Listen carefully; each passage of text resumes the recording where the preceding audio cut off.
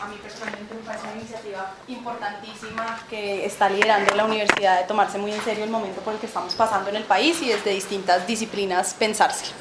Yo quería que esto fuera más un espacio interactivo, de ahí que voy a tratar de hacer algo muy corto, un poco en los elementos centrales de lo que yo creo está en el acuerdo en materia de víctimas, las principales propuestas de los líderes sociales del no sobre los temas de justicia y víctimas, y más que entremos en una conversación y responder las preguntas que ustedes tengan.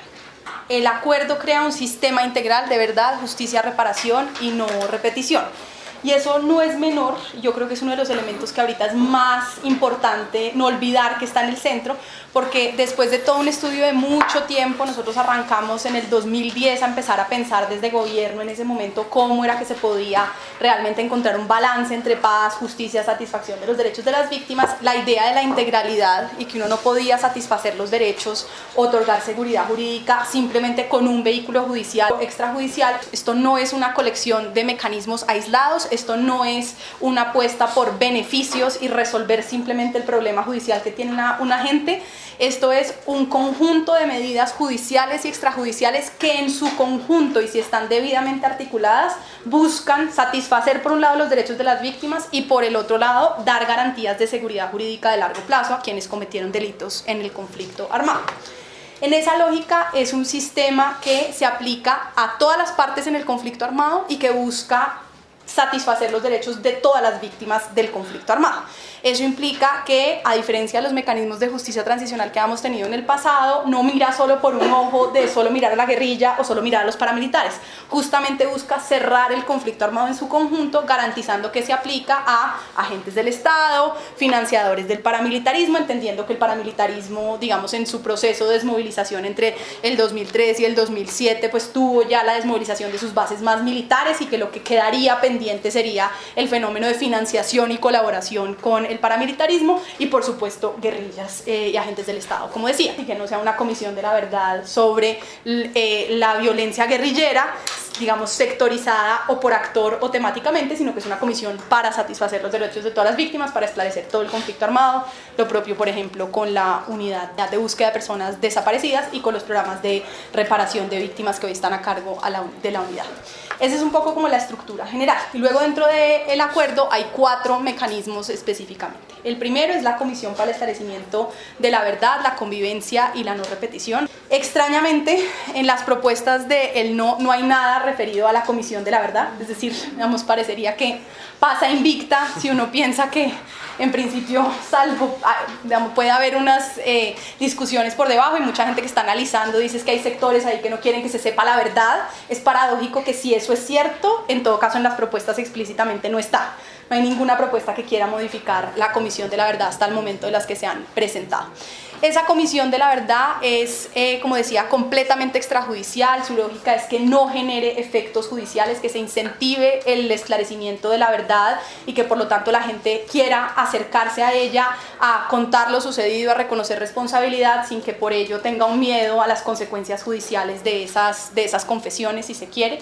Es un mecanismo que además aprende también un poco las lecciones de las distintas generaciones de Comisión de la Verdad, que le apuesta menos a un informe y más a la generación de espacios como audiencias públicas, más un poco de las comisiones de la verdad post-Suráfrica, como la peruana, en donde el centro son unos escenarios públicos, incluso además en el acuerdo con un enfoque territorial, sacados de Bogotá, donde en distintos contextos participen las distintas voces. Por supuesto, víctimas en el centro, pero también quienes causaron los daños, comunidades, nos imaginábamos, por ejemplo, ahí también participando empresarios, gente de distintos sectores, no necesariamente en una lógica solamente de responsabilización o del hecho, sino más en una lógica de un esclarecimiento más amplio, si se quiere, menos judicial o menos jurídico y más sociológico, histórico, antropológico, en fin.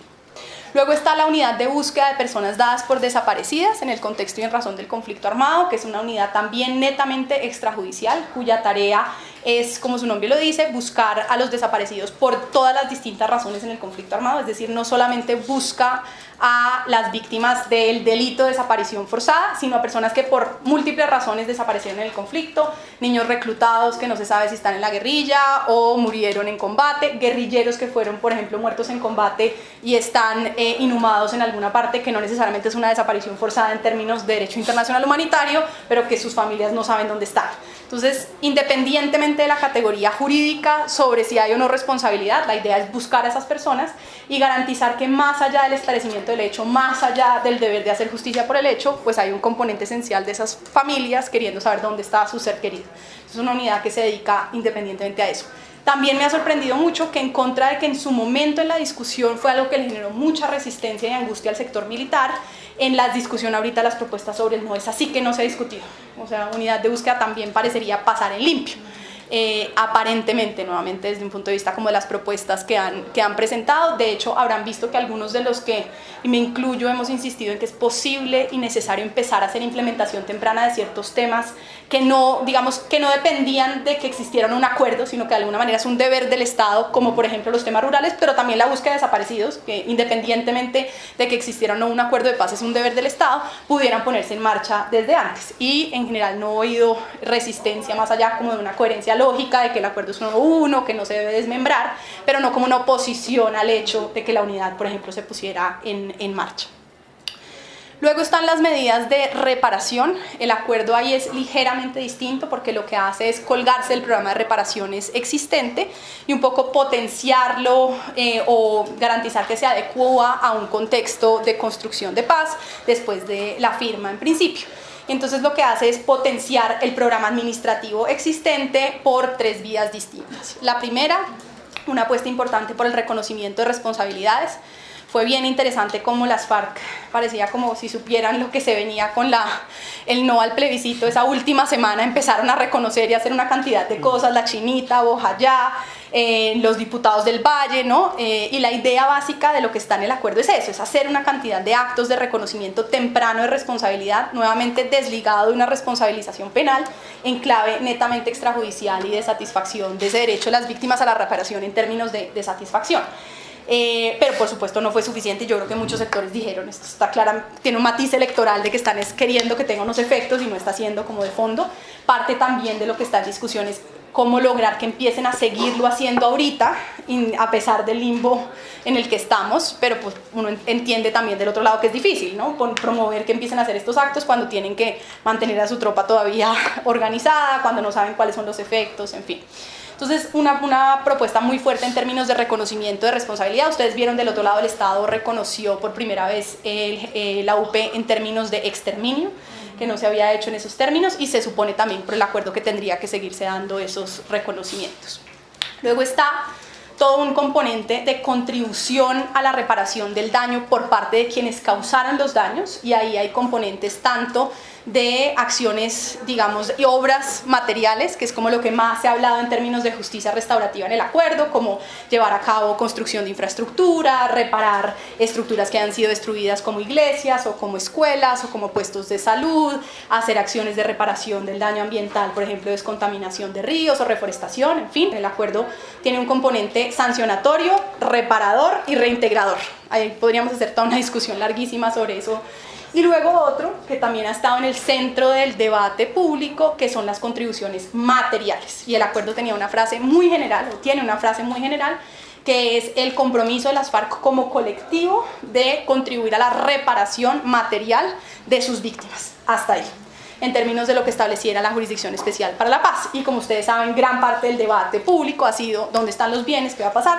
El día antes de la votación ellos dicen sí, vamos a entregar lo que ellos entienden como economía de guerra, que de alguna manera es como la forma de decir esto no era para lucro personal, era para financiar nuestra acción rebelde. Y por supuesto no fue suficiente. Entonces, gran discusión ahorita sobre los ajustes y posibles precisiones tienen que ver con cómo uno precisa algo que en principio parecería fácil porque ellos ya dijeron que estaban comprometidos, es cuestión de hacerlo más explícito dentro del texto. Y luego el último, un fortalecimiento muy fuerte de la reparación colectiva. Ahí también siento que nadie se ha opuesto públicamente dentro del debate con los líderes sociales y políticos del no. La apuesta es garantizar mayor articulación a nivel territorial entre las políticas de desarrollo y en general, digamos, satisfacción de derechos económicos, sociales y culturales y la política de reparación, de tal forma que no suceda lo que nos pasa hoy, es que llega la indemnización pero no le sirve de nada porque dice yo quiero esto de capital semilla pero no hay una vía terciaria por la cual sacar, ¿no?, este producto. A mí de qué me sirve esto para pagar un préstamo para una educación superior si no hay una escuela en la cual se pueda graduar, en fin. Entonces, como realmente articular los procesos de desarrollo y de reparación colectiva política de la mano de articular restitución, retorno, atención psicosocial. O sea, la apuesta ahí grande, que es un reto enorme, es articulación de política pública a nivel territorial en las zonas más afectadas por el conflicto. Insisto, ahí nadie se resiste. De hecho, lo que uno oye a los del no diciendo en general es hágalo. Hágalo que hoy voy a verlo, cómo es que lo ejecuta por lo difícil que es. Sigue, por supuesto, el capítulo de justicia que crea la Jurisdicción Especial para la Paz como una nueva jurisdicción que administra justicia y que tendría competencia prevalente sobre todos los delitos cometidos en el conflicto armado. Dentro de la jurisdicción está el Tribunal Especial para la Paz y el tribunal solo juzga los casos más graves y representativos, en particular de los delitos no amnistiables, es decir, crímenes de lesa humanidad, genocidio, graves crímenes de guerra y las graves violaciones a los derechos humanos que las lista. Pero la competencia dentro de graves violaciones lista, digamos, específicamente las graves violaciones a derechos humanos, como violencia sexual, como reclutamiento, como tortura, como desaparición, como desplazamiento. O sea, hace la lista en vez de simplemente referir a graves violaciones. Frente a ese se han centrado, como ustedes saben, todas las grandes discusiones de los líderes del no. Yo las resumiría como en dos temas gruesos, a pesar de que podemos entrar en más detalle. Uno primero sobre lo que entienden como la sustitución de la justicia ordinaria y las relaciones entre la jurisdicción como una jurisdicción aparte, externa, y la justicia ordinaria, y dos, las consideraciones sobre la pena o la sanción y si es cárcel o no es cárcel. Entonces, arranco por la segunda, que es quizás más sencilla. El acuerdo establece que aquellos máximos responsables, o como en los términos del acuerdo, quienes tuvieron participación determinante en los crímenes más graves y representativos, tienen dos posibilidades: o reconocen responsabilidad o no reconocen responsabilidad. Si reconocen responsabilidad de entrada, van a tener una sanción que se llama de restricción efectiva de la libertad de 5 a 8 años. Y el acuerdo establecía que las condiciones específicas de esa restricción efectiva de la libertad las iba a establecer el tribunal. Lo que decía de manera general era que tenía que ser en un lugar que había un mecanismo de monitoreo y verificación de esa, digamos, restricción, y que debía garantizar la no repetición. Pero hasta ahí, llegaba a ese nivel de detalle. ¿Por qué? Y digamos, eso para mí fue muy impresionante en toda la experiencia de la negociación, porque muchas veces para ponerse de acuerdo hay que ser más ambiguo. Nos podemos poner de acuerdo en que Heraldo tiene una camisa, quizás no todos la describiríamos igual, pero llegamos hasta la camisa. Y si tiene pepas o no, son en realidad rayas, no, es que es más gris, es que es más azul, no entremos en ese detalle. Dejemos el mínimo. ¿Hay una sanción? Sí. ¿Hay un lugar? Sí, el tribunal va a decir. Pero si entrábamos en el detalle, de ahí no íbamos a poder salir. Entonces, digamos, por eso llega a ese nivel de generalidad. Por supuesto, y digamos también parándose en los zapatos del otro, los otros dicen, pues eso puede ser cualquier cosa. Yo oigo a Enrique Santiago, el abogado de las FARC, diciendo que de pronto no pueden ir desde Jamundí hasta Cartagena, pero parecería que sí pueden ir a Cali. Entonces, ¿cómo así? ¿Eso quién es? ¿Dónde están? ¿No? Entonces, esa ambigüedad genera durante toda la campaña que los líderes políticos del no dijeran, incluso para aquellos que reconocen responsabilidad de entrada, tiene que ser claro que de 5 a 8 años está bien, en la duración no hay discusión, pero tiene que ser de cárcel, pura y dura. Pues centro penitenciario y carcelario administrado por el IMPEC ordinario, ¿no? Y ahí empezó la discusión. Ojo que es sobre esto que se centra la discusión, porque acuérdense que todos los que no reconozcan responsabilidad van por la línea de la cárcel. Si no reconocen responsabilidad en ningún caso, 15 a 20 años de cárcel ordinaria. Si reconocen responsabilidad de manera tardía antes de la sentencia, 5 a 8 años de cárcel ordinaria. Entonces ahí no hay discusión y en todo lo que han dicho los del no, ahí estamos tranquilos. Estamos hablando únicamente del universo de aquellos que reconozcan de entrada. Ha sido interesante también la evolución de los líderes del no. Ellos antes del plebiscito decían cárcel pura y dura. Y acuérdense que una semana después del plebiscito, Uribe saca ese comunicado en el que dice que puede ser como una colonia agrícola. Entonces inmediatamente da un paso, que está dentro del Código Penitenciario, pero que ya no es cárcel pura y dura. De hecho, les confieso, nosotros siempre en la negociación, antes de que llegáramos a restricción efectiva de la libertad, insistíamos, eso se debería parecer a una colonia agrícola. Y el término colonia agrícola no entra en el acuerdo, pero incluso yo creo que estuve en la universidad, de hecho unos días antes del plebiscito, y yo siempre describía eso, podríamos describirlo como una colonia agrícola. Entonces realmente el acercamiento es brutal, porque entre cárcel y colonia agrícola pues estamos hablando de un espacio mucho más amplio, rural, con un nivel de seguridad mucho más flexibilizado, en fin. Pero lo que es evidente, que es la tarea que está ahorita por delante, es que hay que ponerse de acuerdo, yo creo más allá del nombre, es lo que he defendido públicamente, en cuáles son las condiciones específicas. Creo que un poco el triunfo del no frente a este tema lo que significó es que los colombianos mayoritariamente, porque yo creo que hay que reconocer el resultado del 2 de octubre como un proceso democrático pleno y no restarle importancia, es que fue por poquito, es que no, las mentiras, no. El triunfo del no, a mi juicio, en gran medida responde a que como colombianos no estábamos dispuestos a tanta ambigüedad sobre esa sanción que significaba y que posiblemente no nos podremos poner de acuerdo sobre el nombre, pero hay que poder ponernos de acuerdo sobre elementos. Y yo he dado varios elementos, hemos trabajado mucho desde el instituto, incluso venimos trabajando con distintas organizaciones como de justicia y otros en tratar de poner cuáles son esos elementos. Por ejemplo, el tamaño máximo del lugar. Yo creo que eso daría mucha tranquilidad si estamos hablando del tamaño de todo un departamento o si estamos hablando de 3 fincas. 2, si podemos esclarecer, ellos siempre dijeron que ellos no se iban a someter a la justicia del enemigo y por lo tanto yo no me imagino a una colonia agrícola administrada por el IMPEC. Pero si uno pudiera establecer que es la ONU, a través de unos guardias de la ONU las que lo administran, yo creo que también daría un poco de tranquilidad. Entonces que quede claro cuál es ese régimen y que alguien lo administra en ese lugar. Y 3, y quizás más importante, que era una ambigüedad grande que estaba en el acuerdo, es qué pasa después del día de más 180. Porque después de culminado el proceso de dejación de armas, que era la pregunta más difícil que siempre se hacía, es bueno, ¿qué pasa con ellos? Ahora, ¿para dónde se van? ¿Se acuerdan que ese fue el mismo debate con los paramilitares? Que decían es que todo el tiempo en las zonas de concentración nos debería valer como cumplimiento de la sanción.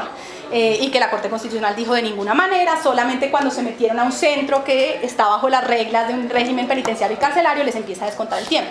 Yo me imaginaba que la misma discusión iba a pasar, pero ahora que estamos en este escenario, seguramente lo que necesitamos es explicitarlo y que haya una especie de detención preventiva a partir del día de más 181 de quienes están condenados por delitos no amnistiables, de tal forma que uno pues pueda iniciar un proceso a que les descuente la sanción, porque lo contrario terminan el proceso de dejación de armas y están por todo el país, que creo que es nuevamente lo que da un sentimiento grande de falta de legitimidad. Hasta ahí el punto de sanciones en esta tensión, en donde hay movimientos y claves hacia posibles acuerdos, creemos nosotros. Luego, segundo, este tema de sustitución de la jurisdicción ordinaria. El acuerdo dice que es una jurisdicción con competencia prevalente. No dice más. Dice que es tribunal de cierre. Hasta ahí. No habla de la tutela, no habla de si es la rama judicial o no es la rama judicial, no habla de qué tipo de jurisdicción, nada de eso, porque todo eso se postergaba para el desarrollo normativo. De hecho, parte de lo que se estaba trabajando el gobierno antes del triunfo del no, pues era todas las disposiciones normativas. La primera y principal, que de hecho está en el acuerdo que tenía que presentarse el día después del plebiscito, el acto legislativo de creación de la jurisdicción, porque implicaba una reforma constitucional, por supuesto. Entonces, ahí es donde se detallaban muchas de estas discusiones. ¿Qué decían antes del plebiscito? Decían es que esto es el colmo porque es por fuera de la justicia ordinaria, es que esto va a acabar con toda la competencia de la Corte Suprema de Justicia, esto debería ser algo que quede en manos de la Corte Suprema de Justicia, más una especie de justicia y paz, dijo después el fiscal Néstor Humberto Martínez. Toda la discusión en torno a la tutela, la angustia de que estábamos eliminando la tutela, el acuerdo guarda silencio sobre el tema de la tutela, ni lo menciona. Parte también de la discusión, a mi juicio, hacia adelante era un tema de armonización, pues esto entra entre el ordenamiento, por lo tanto, ¿no? Tiene que entrar a ver eso cómo se articula con las demás disposiciones. Sin embargo, después, y yo creo que en esto, pues los principales que tomaron la bandera fueron la Sala Penal de la Corte Suprema de Justicia con esa carta en la que creo que dan un paso enorme. Ellos aceptan que la jurisdicción exista, aceptan que la Corte Suprema no es la que va a hacer el cierre, sino que es el tribunal el cierre de todo aquello que tenga que ver con el conflicto armado. Establecen una serie de características. Primero, que hace parte de la rama judicial. Yo les digo honestamente, en el proyecto de acto legislativo que estaba listo antes del plebiscito para meter, siempre dijo que era en la rama judicial, como una jurisdicción, como puede ser la jurisdicción indígena o como puede ser hasta cierto nivel la jurisdicción penal militar, a pesar de que ahora en sus modificaciones cada vez se peca más de la jurisdicción ordinaria.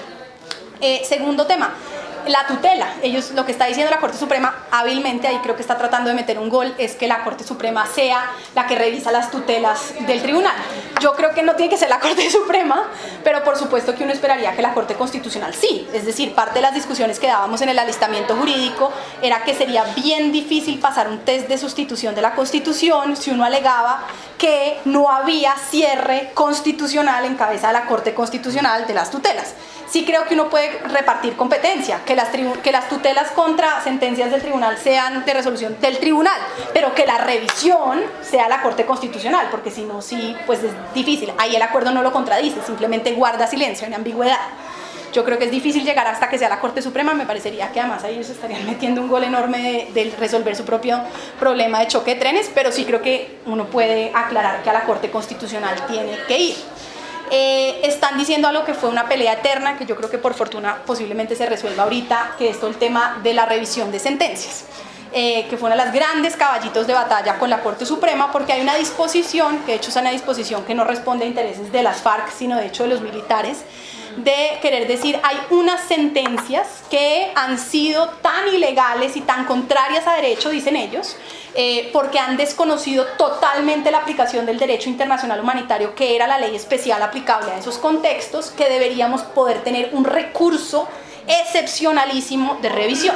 Por eso se abre una sección de revisión del tribunal para esos casos. La Corte Suprema en su propuesta está diciendo que ese no lo pueda revisar ellos, que ese recurso exista, pero ante la Corte Suprema, no ante el tribunal. Yo me atrevería a decir que es algo que las FARC van a aceptar fácilmente, porque era más del interés de los militares que de ellos mismos, pues porque ellos no están en un interés de eliminar las sentencias, ellos están todos condenados y lo que necesitan es que eso se vuelva una sanción que ellos puedan reducir y que puedan pagar de manera alternativa, no en términos de eliminar una serie de sentencias en principio.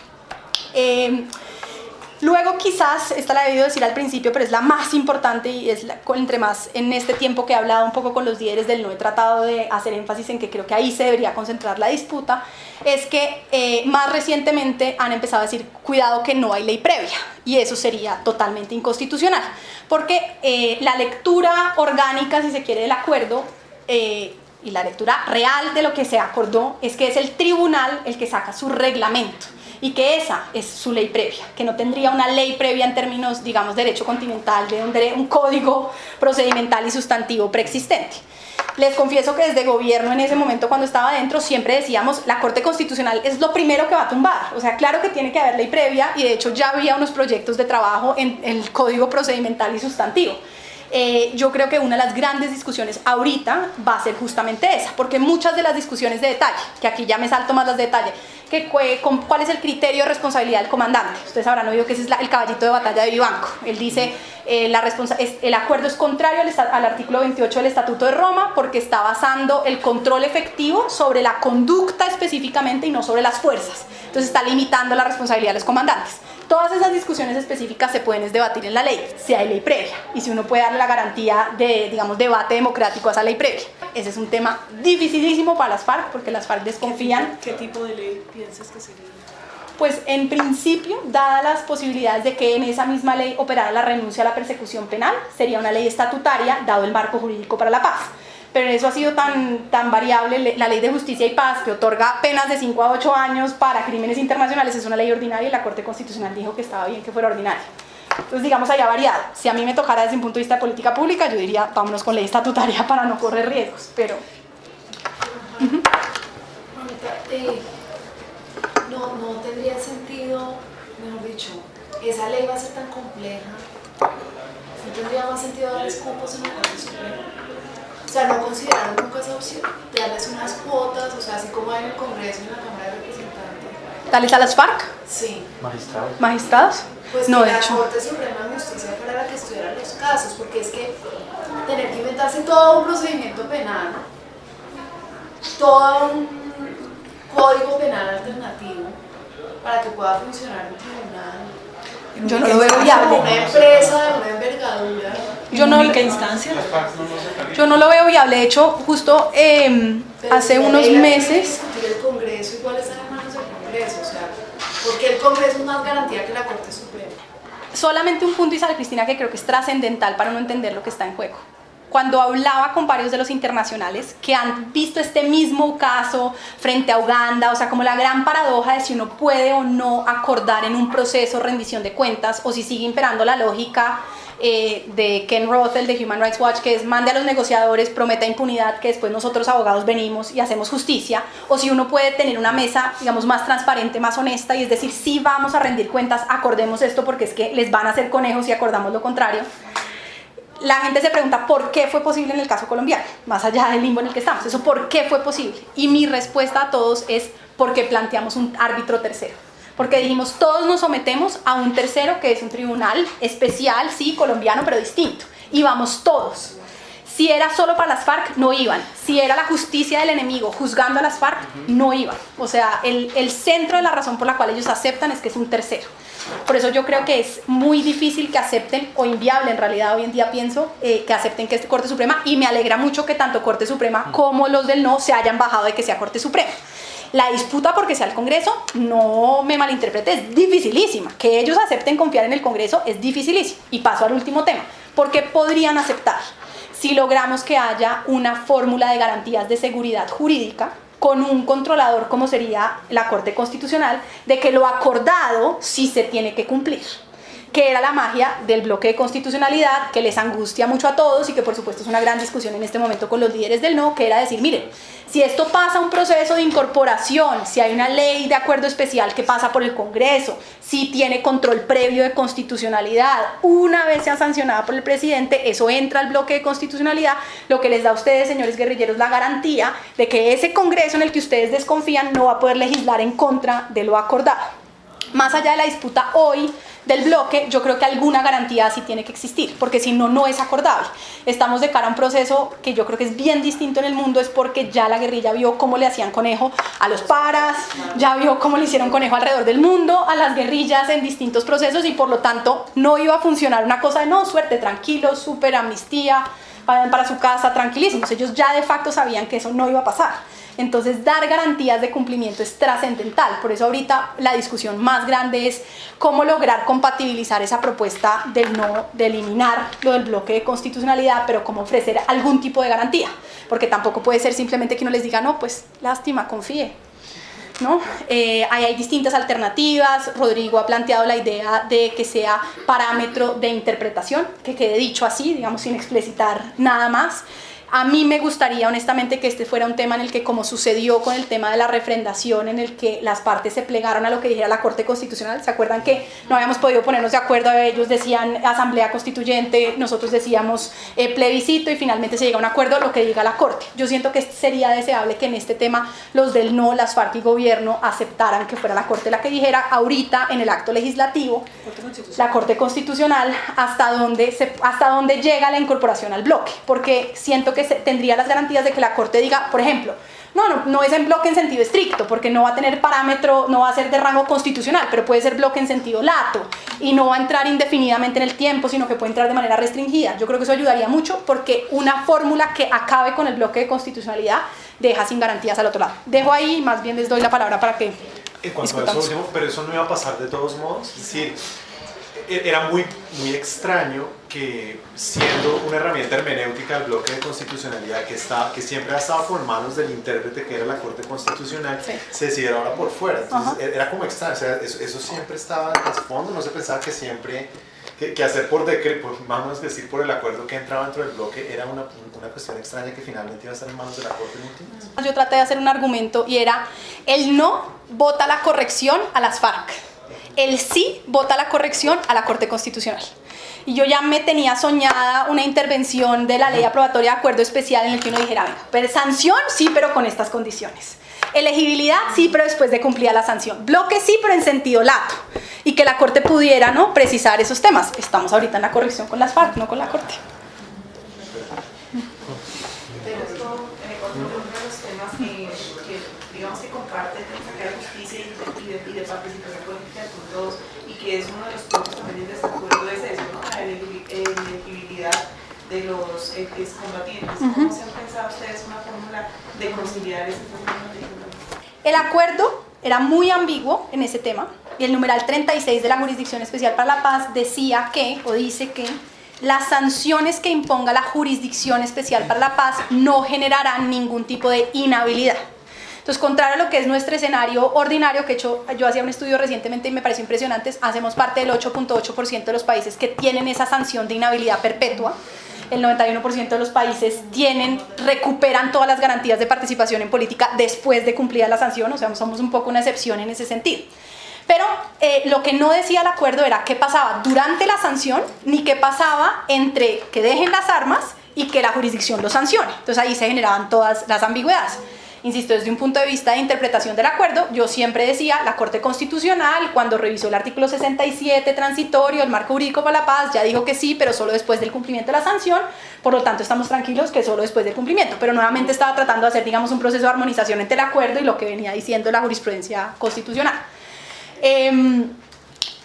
De otro lado, los del no antes del plebiscito decían definitivamente para máximos responsables de crímenes internacionales no pueden participar en política, punto. Entonces ellos dejaban un poco la participación en política solo de alguna manera de quienes no fueran los comandantes. Lo que hacía inviable en realidad el acuerdo, yo lo sigo pensando, pues porque nadie hace un proceso de transformación a la vida política perdiendo todos sus líderes. El mejor ejemplo me lo decían el otro día. Si incluso Uribe vuelve a la política a ser senador después de haber sido durante 2 periodos presidente, eso muestra la importancia de verdad de los liderazgos para una base. O sea, difícilmente el Centro Democrático tendría algo de liderazgo político si Uribe no hubiera retornado, a pesar de ser extraño en esa lógica pasar de presidente a senador. Entonces eso mismo también muestra que pensar descabezarlos y dejarlos sin líderes pues haría inviable su movimiento político.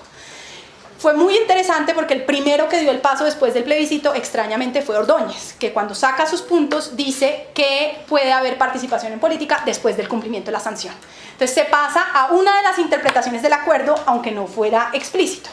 Le sigue después, sobre todo Carles Holmes. Uribe no ha sido tan explícito, pero dicen que ya Uribe se está acercando allá, y es que ellos están en contra de la elegibilidad inmediata y que por lo tanto estarían dispuestos a una elegibilidad prorrogada después de un tiempo. Hasta ahí va la discusión, digamos, más pública de las propuestas de El No. ¿Cuáles creo yo que son alternativas conciliables? Lo primero, un principio básico, que digamos es básico, pero creo que es importante explicitarlo, y es que todos estemos de acuerdo en que sí puede haber participación después del cumplimiento de la sanción, que es el paso que había dado El No.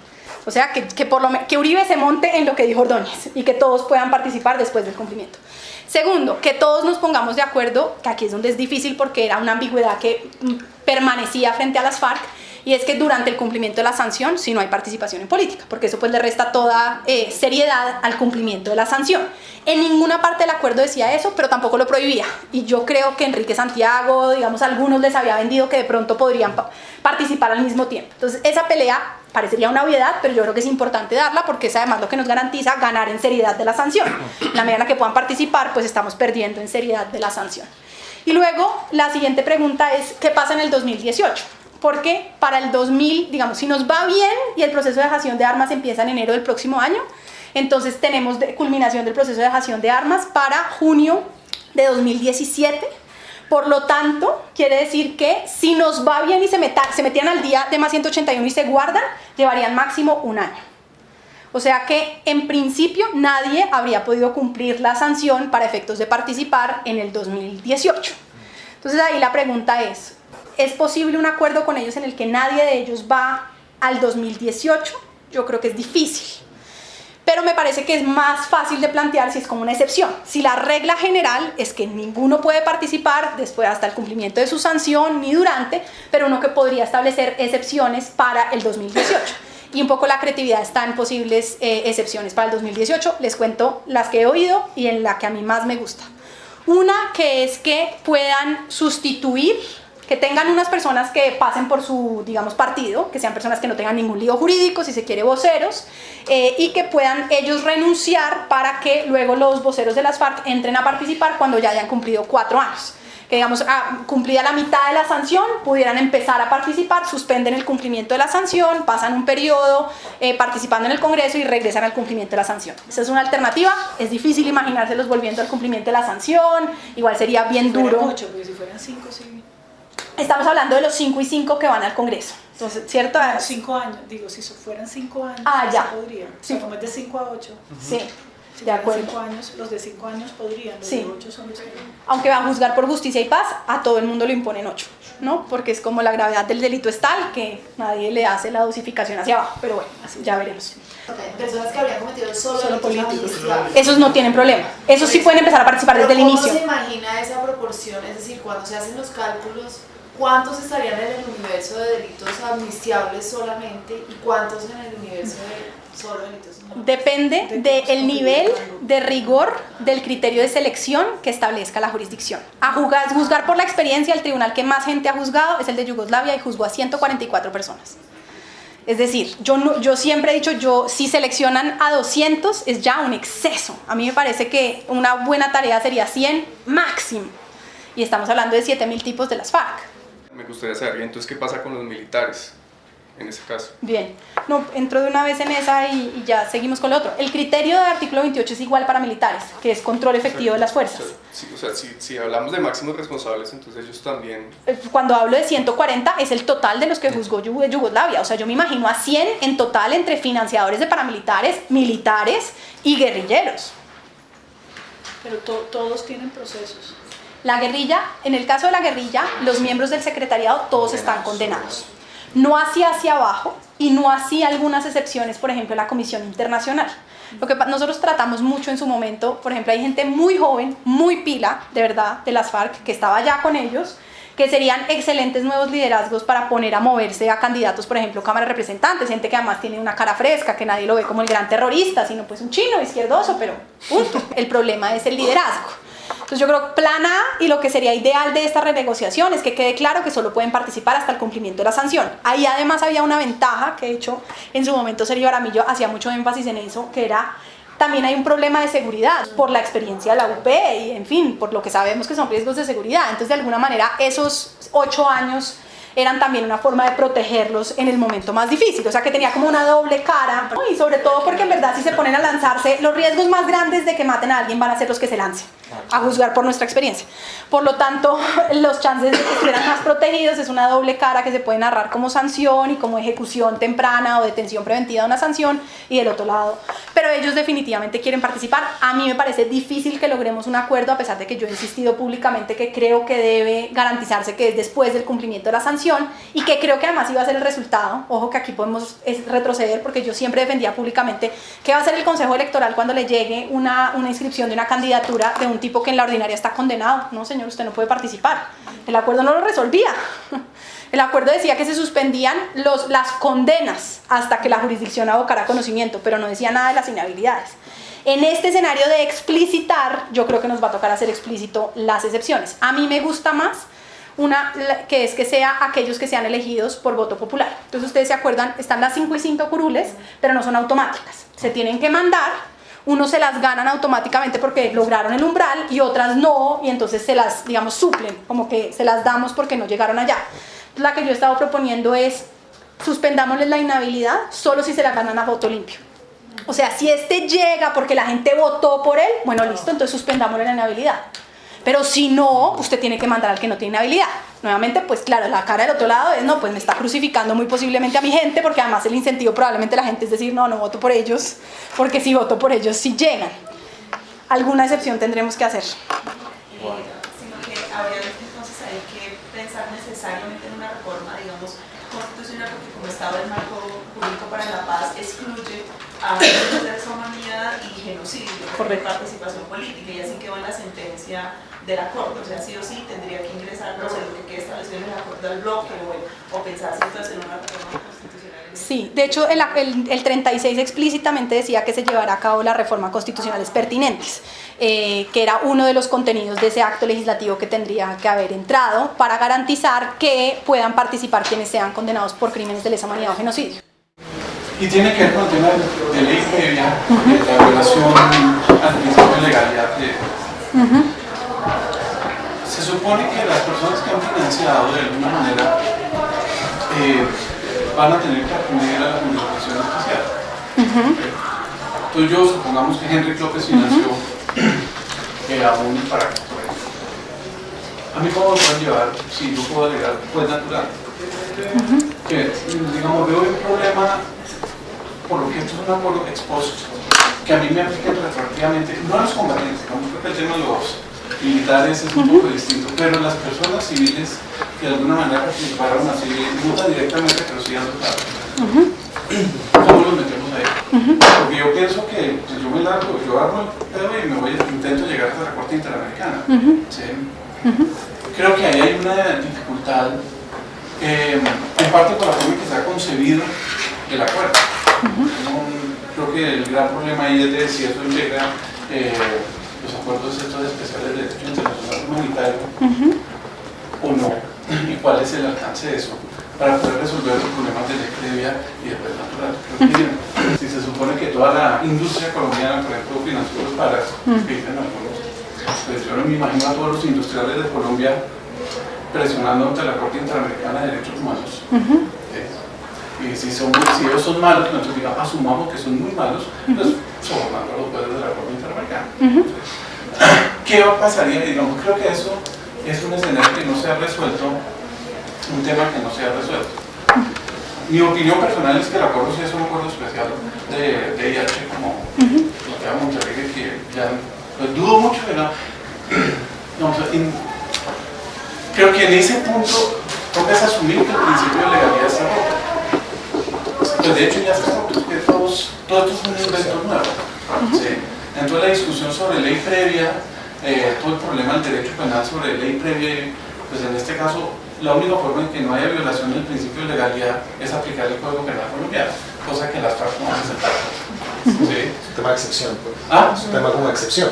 Sí, es que la única opción es salirnos del orden. Digamos, lo que a mí me parece extraño en la discusión, sobre todo con lo que plantean los del no, es que pretenden meter esto a la brava dentro del funcionamiento del Estado. Es que esto no es parte del funcionamiento del Estado.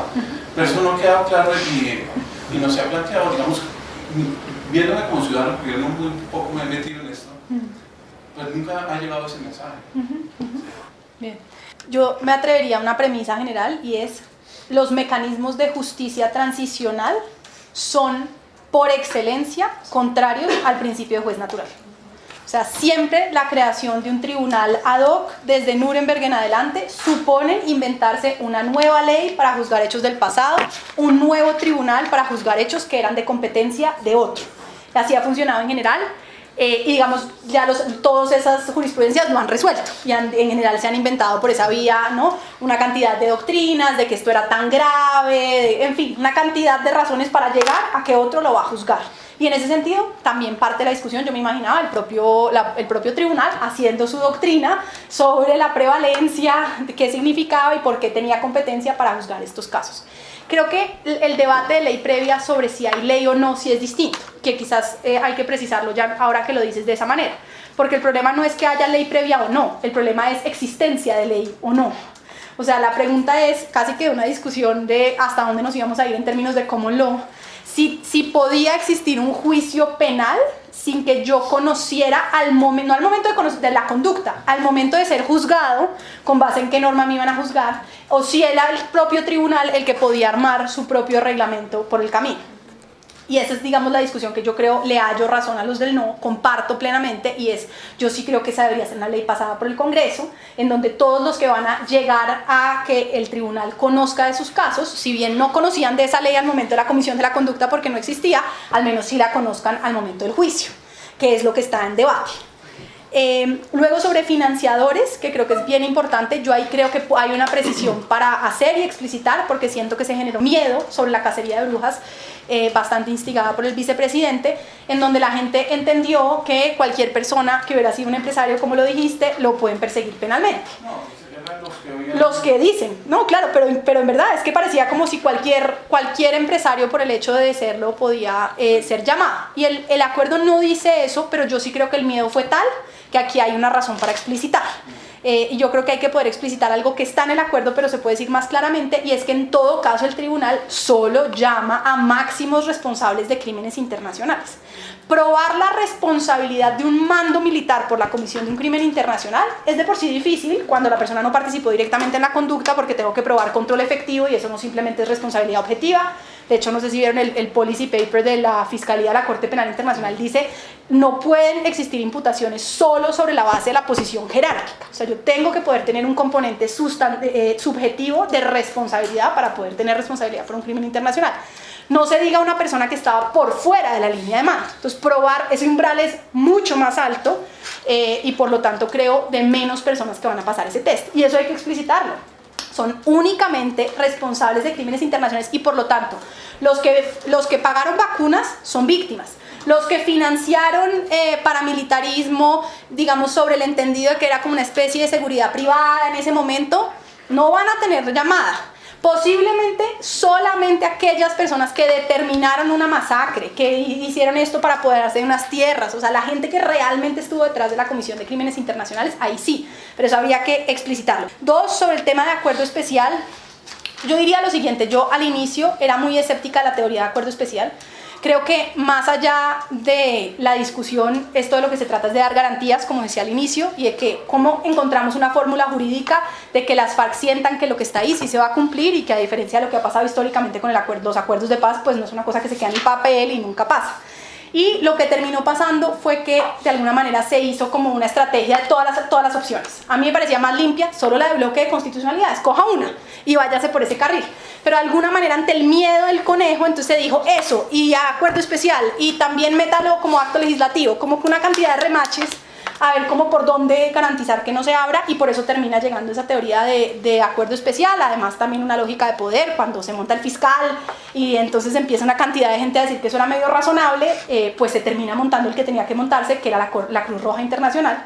Y es que eso es interesantísimo, de verdad, desde un punto de vista de análisis como de la política en el derecho internacional.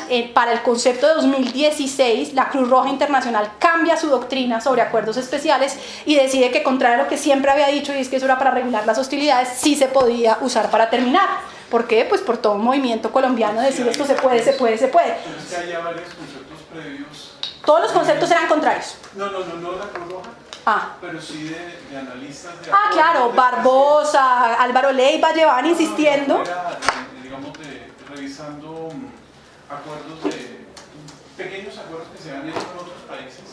Sí hay cláusulas que no son para regular las hostilidades, sino para regular la terminación de hostilidades. De acuerdo. No era algo extraño. De acuerdo. Realmente. Digamos, el último concepto que en su momento le entrega la Cruz Roja al gobierno en el 2014 era que no se podía. Y ellos cambian su doctrina en el 2015, pues porque hubo una presión a que la cambiaran y pues ya son el papá del DIH. Cuando ellos dicen que sí se puede, pues uno no puede seguir batallando con que no se puede. Y luego sobre Corte Interamericana, solo contarles una anécdota que fue interesante. Estuve el primer semestre de este año siendo perito ante la Corte Interamericana para el caso de Vereda La Esperanza, haciendo un peritaje sobre el sistema integral. Y justamente el presidente de la Corte me preguntó eso. ¿La Corte pierde competencia para juzgar casos de Colombia por la puesta en marcha de este sistema? Y yo le dije, no, yo lo que siento es que si Colombia hace bien la tarea, usted no va a tener que intervenir. Pero si Colombia lo hace mal, pues por supuesto que van a poder llevar un caso acá. Yo creo que sigue pasando lo mismo. Una diapositiva a partir de lo que tú dices, el parámetro mínimo en últimas de este tribunal especial, por las referencias que has hecho, no es la propia jurisprudencia de la Corte Penal Internacional ni del estatuto, porque tan pronto se empieza a decir que no basta la jerarquía, porque la fiscalía en sus derechos han dicho que no puede ser la fiscalía de la Corte Penal, pero en el fondo no hay una especie de reconocimiento que es el parámetro, y todo el mundo está diciendo que todo esto viola el estatuto de la Corte y la jurisprudencia de la Corte. A mí siempre me parecía que ahí, por ejemplo, que era la respuesta que yo siempre le daba a Vivanco. El acuerdo también dice que nada de lo que esté en el acuerdo podrá ser interpretado contrario al derecho internacional. Entonces mi respuesta a Vivanco frente al tema de control efectivo era siempre, pues, por supuesto, si usted lee textualmente y dice control efectivo sobre la conducta, querría decir que eso es contrario al DIH. Usted tiene que hacer una lectura integral del texto del acuerdo que dice que no puede ser contrario al derecho internacional y por lo tanto interpretarlo a la luz del artículo 28. Yo me imagino que el tribunal, si llega a existir algún día, que espero que sí, va a agarrarse de todo. O sea, me imagino diciendo, nosotros además tenemos toda una tradición constitucional y tenemos todo esto de derecho internacional y va a agarrarse de donde tenga. Uno, cuando dices que parte de la legitimidad de esta jurisdicción especial de paz era de manera que me parece más o menos simbólica, que para la FARC se trataba de justicia de un tercero y no justicia de vencedores. ¿Qué impacto tendría esto en la composición del tribunal mismo? Porque esa fórmula a la cual llegaron para la composición del tribunal es como extraña, y ahora además una de las cosas que se ha puesto en juego es que ya se excluirían los extranjeros, ¿cierto? Entonces en ese caso, pues en un país tan dividido, ¿cómo es que se va a formar un tercero sin que sea justicia de vencedores o auto, no sé. Esa sería una pregunta.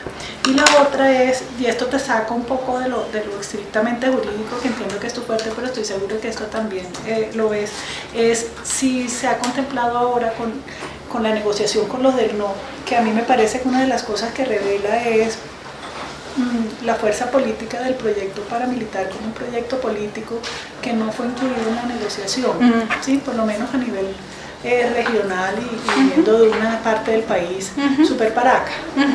Entonces, en ese sentido, pues se ha contemplado en esta negociación alguna forma de integrarlos, no solamente en el sentido de que vamos a escuchar sus sugerencias y vamos a hablar con ustedes como abogados, sino en términos de brindarles una justicia que tenga en cuenta que muchos de los que están juzgados pues por un proyecto que era político y que lo sigue siendo. Y ahí estoy pensando pues en Santiago Uribe, en la gente de Uribe que está investigada, en la cuestión de la segunda instancia.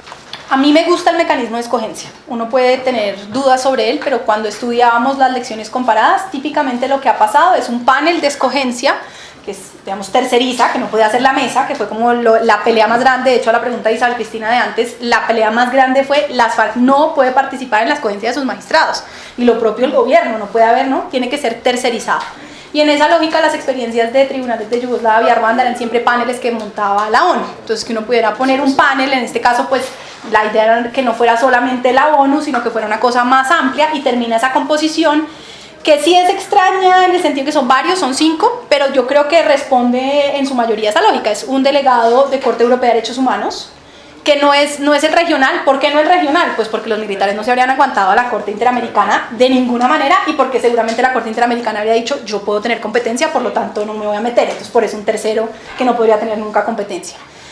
ONU, digamos el más obvio y el que ha sido típico históricamente, ICTJ, que es la principal organización de justicia transicional en el mundo, Centro Internacional de Justicia Transicional, es digamos el think tank principal del tema, cuyo presidente ha participado en tribunales y que se ganó la confianza de las FARC, o sea que trabajó durante años para que durante el proceso las FARC, a pesar de que son, pues digamos, están en Wall Street en Nueva York, no es precisamente ninguna organización de izquierda para nada, pero trabajó hasta que las FARC fueron capaces de aceptar a una organización como esa, y era una organización con la que desde gobierno se trabajaba mucho y con la que había plena confianza también. Corte Suprema, que para quienes queríamos que fuera más distante de la justicia ordinaria, pues era un riesgo, pero también era la forma de tratar de decirles, pues acá hay un pedacito, ustedes no están quedando tan por fuera. No fue suficiente tampoco, también yo creo que no se negoció suficientemente bien como para que ellos sintieran que con eso quedaban tranquilos, sino que por el contrario siguieron haciendo oposición. Y el componente más académico, que ahí hubo muchas discusiones sobre cómo se hacía, porque uno no puede escoger a unas universidades a dedo, como las privadas, como las públicas, y termina quedando este consejo estatal. No, ese salió porque el Vaticano no aceptó, y entonces quedó la Corte Europea de Derechos Humanos. Por eso entra la Corte, que fue un buen cambio. Entonces, en ese sentido, a mí el mecanismo de escogencia no me parece mal. Si las FARC van a aceptar la propuesta de la Corte Suprema de que no haya magistrados extranjeros, a mí me parece muy difícil, porque sí hace parte de esa discusión que haya, por supuesto es minoritario, pero sí creo que para ellos era muy importante que pudieran ser otros, que ellos no sintieran que estuvieran parcializados. Entonces yo no me imagino esa propuesta prosperante. De las de la Corte Suprema me parece que es la que es difícil que prospere. A su segunda pregunta me parece clave. El acuerdo incluye por igual a los financiadores y colaboradores de paramilitarismo en la lógica que usted está diciendo, es decir, en la lógica de poder decir, vengan acá que yo no los estoy dejando por fuera en términos de tratamiento penal especial. Excluye a los que ya pasaron por justicia y paz, más en una lógica de no los pongamos a repetir un camino que ya llevan andado, pero a todos los que no se montaron en justicia y paz los incluye, que fue extraño porque la reacción fue los empresarios diciendo, ahora pues nos están metiendo a todos, en vez de este proyecto paramilitar diciendo, uy, acá tengamos un espacio, donde no los incluye, pero tampoco los excluye, que yo creo que es lo que tiene que pasar ahorita, en reintegración política. Quedó excluido que quienes ya hubieran sido condenados por la Corte Suprema entraran al tribunal. Esa sería una discusión que uno puede abrir, pero era más en términos de que no los volviera a juzgar, porque de hecho hay toda una discusión más desde la derecha como diciendo, no nos reabra eso ya quedó ahí. Pero ese podría pasar. Pero lo grave realmente es que en la interpretación de lo que había quedado en reintegración política, los desarrollos era como si solo fuera para la guerrilla. Y lo que dice Uribe a la semana después del plebiscito es, si vamos ya a entrar en lo de que puedan participar en política, entonces se acuerdan que dice que también participen para políticos y que también los del 8000 y demás. Yo creo que se puede, honestamente. O sea, insisto, por un tema también de que nosotros somos una excepción. La gente si paga su condena y satisface los derechos de las víctimas, ¿por qué no puede participar después en política? Y en ese sentido, una de las fórmulas, por ejemplo, para ver si se montan dentro de estas excepciones de las que hablábamos ahorita, de que la guerrilla pueda participar en el 2018 unos pocos, es que se abra la reintegración política para todos los demás, con la condición de que hayan cumplido su sanción y contribuido a la satisfacción de los derechos de las víctimas. Pero la lógica de que fuera para todos tenía ese componente que usted está diciendo, que es no los deje por fuera, o sea, métalos dentro del sistema. No se negoció con ellos, porque también es difícil. ¿Quiénes son ellos? Sí, no, que Es como irse a hablar con el Gordo García a la cárcel a ver qué... ¿Cómo se prevé la implementación temprana, por ejemplo, de la unidad de búsqueda de personas dadas por desaparecidas, si la integralidad del sistema supone emprender acciones a partir de la información solicitada por los responsables? Esa es la razón por la cual nadie está haciendo implementación temprana ahorita. Justamente por eso, tranquila. Justamente por eso, porque entonces también la gente dice, digamos, los que más quieren que esto empiece a funcionar, las víctimas y demás, dicen, pónganla en marcha, no importa, si nadie de ellos contribuye, no importa, usted está empezando a hacer una gestión. Incluso los que son más cautelosos dicen, crear una entidad dura por lo menos un año. Usted tiene que hacer la norma, tiene que generar todos los estatutos internos de planta, tiene que contratar a la gente, tiene que alquilar un edificio. Empiece a hacer eso, que luego en un año seguro se ha resuelto la integralidad. Los otros del otro lado dicen cuidado porque no hay ninguna garantía de seguridad jurídica. ¿Usted cómo va a crear una unidad de búsqueda cuando todo lo que ahí se diga potencialmente hoy podría ser usado judicialmente? Entonces esa es como la tensión en la que se está. Yo quiero saber qué tanto ha calado esta petición de devolverle la capacidad de ejercer la acción penal, sobre todo el tema de la investigación a la Fiscalía, digamos, esta petición reiterada en este momento. A mí me parece inviable, personalmente, por lo mismo, porque es la justicia del enemigo, no creo que lo vayan a aceptar de ninguna manera. Nosotros además siempre lo que decíamos era ya en la parte como más de alistamiento, aquí más en una lógica de principio de realidad, por supuesto que uno no puede desechar una cantidad de capacidades adquiridas. Uno de dónde crea una nueva unidad de investigación y acusación, se trae a la gente buena de la fiscalía en comisión y arma una cosa, no parte de cero. Hay muy poquita gente en este país que sabe hacer investigación buena, de sistema, contextuada, en fin. Pero una cosa es eso, gente en comisión, una unidad, y otra cosa es parar ahí a la fiscalía. Yo creo que tiene tantos pocos chances de prosperar que como la propuesta de la Corte Suprema de que sea ante la Corte Suprema el Tribunal de Cierre. Eso no lo veo. o que simplemente justicia y paz, ¿no? Que es lo otro. Por lo mismo, justicia al enemigo. Digamos, es decir, como les digo, para mí la esencia de por qué se logra por primera vez en la historia un acuerdo donde una guerrilla acepta rendir cuentas en un acuerdo, que es lo que nunca se había logrado, y se logra porque es un tercero, no es la justicia del enemigo. Yo sí le voy a hacer la pregunta de la revista Cromos, pero creo que todos la queremos hacer y nadie se atreve a hacerlo. ¿Qué tan optimista es usted, de verdad, con lo que está ocurriendo ahora? Y otra vez, como yo no soy experto en esto, más como ciudadano preocupado, el tema de que se pase por el Congreso y que Santos diga como, bueno, llegamos a un acuerdo con partes del no, lo tramitamos a través del Congreso, puede que se salga parte del no, pero Congreso y luego Corte Constitucional, digamos. Es que una percepción que yo tendría como ciudadano es, pareciera como un intento de aislar a Uribe, Sí.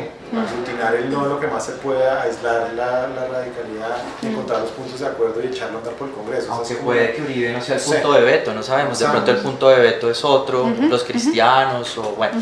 El otro punto sería como otra vez plebiscito, cosa que a mí me parecería una locura. Otra vez plebiscito, vámonos por la vía tradicional, arriesguémonos de no a perder, que creo que está en las cartas. Y otra más radical, abrirlo a una Asamblea Nacional Constituyente controlada. Pero, digamos, más que los tres escenarios que nos diga cuál va a ocurrir, no quiero que haga eso porque pues seguro es muy comprometedor.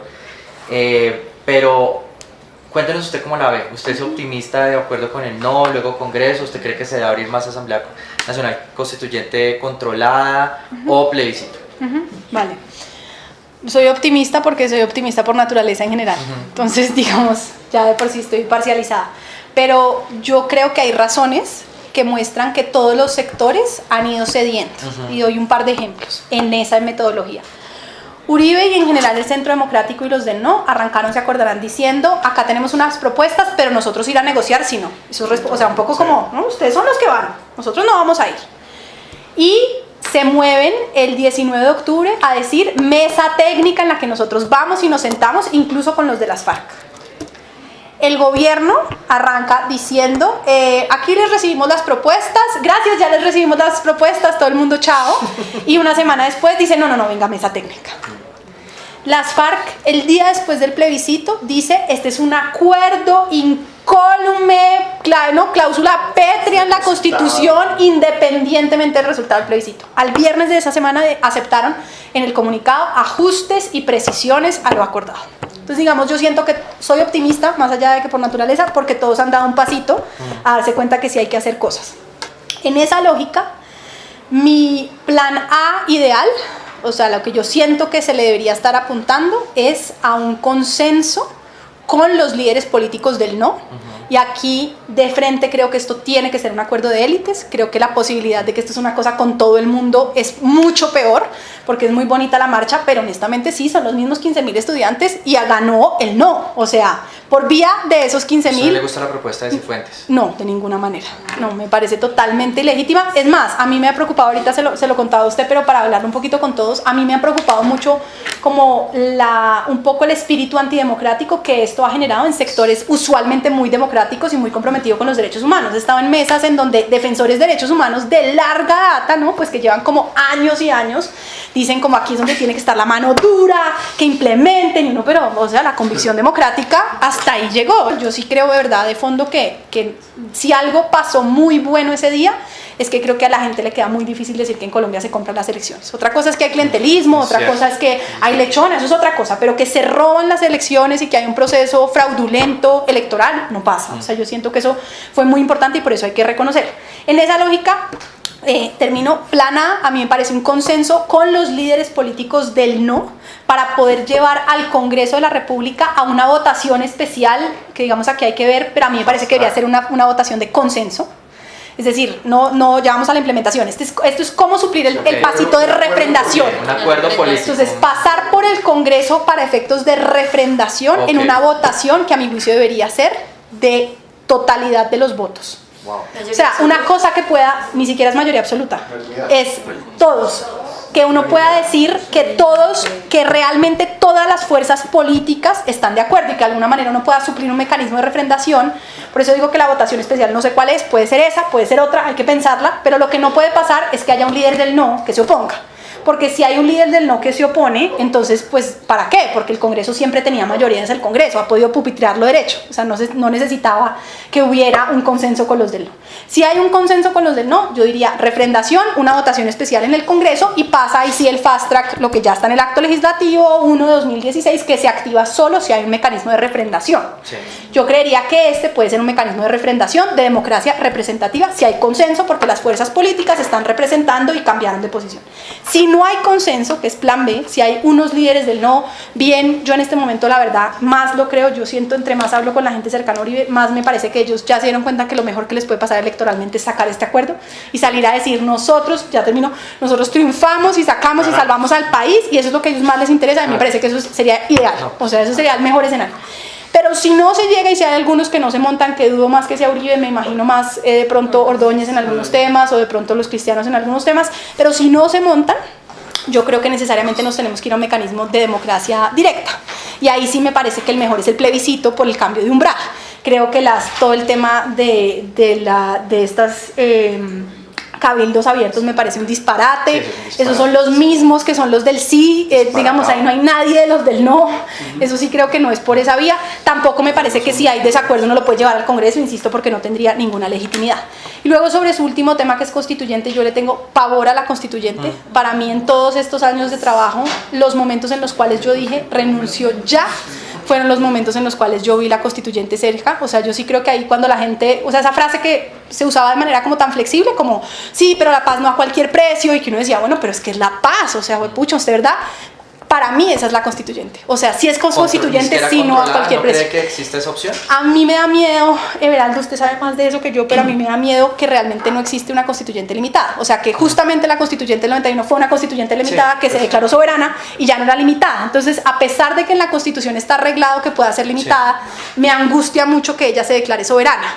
Y sí, la Corte Constitucional volvió y dijo en la ley de participación que podía ser limitada. O sea, como que los ladrillitos están puestos, pero siento que una vez elegida una constituyente se declara soberana, y creo que aquí sí los intereses en juego, o sea, no tenemos a los líderes del 91, ni creo que tengamos los intereses políticos del 91, tenemos a una derecha que quiere, es más, yo estuve 2 días antes del plebiscito en un debate con Paloma Valencia y dije esto, y Paloma dijo, es que ustedes sí son el colmo, ustedes prefieren que ir ver a Timochenko en el Congreso que ver a Uribe reelecto.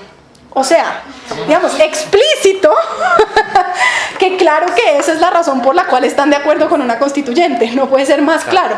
Y del otro lado, pues creo que hay unas tensiones, por ejemplo, yo creo que la tutela moriría, o sea, los intereses del establecimiento de limitación de la tutela son radicales, yo creo que ahí hay todo por perder, me angustia mucho eso. Okay.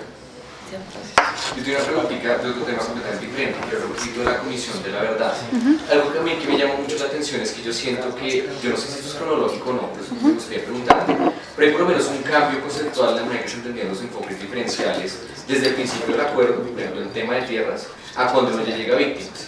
Porque yo siento que cuando uno empieza en tierras hay una discusión como muy tradicional de mujeres, campesinas, etcétera, etcétera. Ya cuando llega enfoques diferenciales en Comisión de la Verdad, para mí algo muy interesante que siento así como que se abre una puerta, como que el gobierno o la derecha, no sé cómo llamarlo, descubre los enfoques diferenciales.